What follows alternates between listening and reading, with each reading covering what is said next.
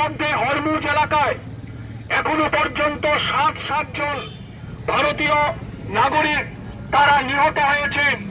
লক্ষ লক্ষ ভারতীয় নাগরিক যারা ইরানে আছেন, মধ্যপ্রাচ্যে আছেন, তারা একটা অসহায় পরিস্থিতির মধ্যে প্রতিদিন প্রতি মুহূর্ত তারা দিন যাপন করছেন।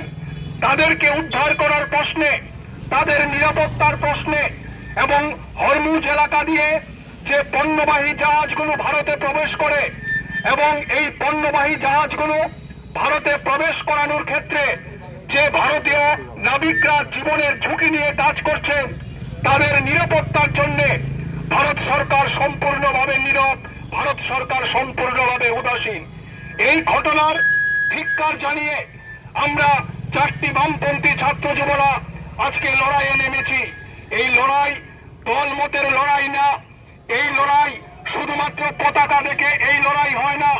এই লড়াই হচ্ছে আমাদের ভারতবর্ষের স্বাধীনতা, আমাদের ভারতবর্ষের অখণ্ডতা, ভারতবর্ষের সার্বভৌমত্ব, এটাকে রক্ষা করার লড়াই। নরেন্দ্র মোদীর সরকার সেই লড়াইয়ে সম্পূর্ণভাবে ব্যর্থ, আত্মসমর্পণ করেছে মার্কিন সাম্রাজ্যবাদের কাছে। কাজেই এই ঘটনার আমরা তীব্র ধিক্কার জানাচ্ছি, ঘৃণা জানাচ্ছি এবং যে হরমুজ এলাকায় পণ্যবাহী জাহাজ নিয়ে যারা ভারতে প্রবেশ করছেন তাদের নিরাপত্তা আমরা দাবি করছি।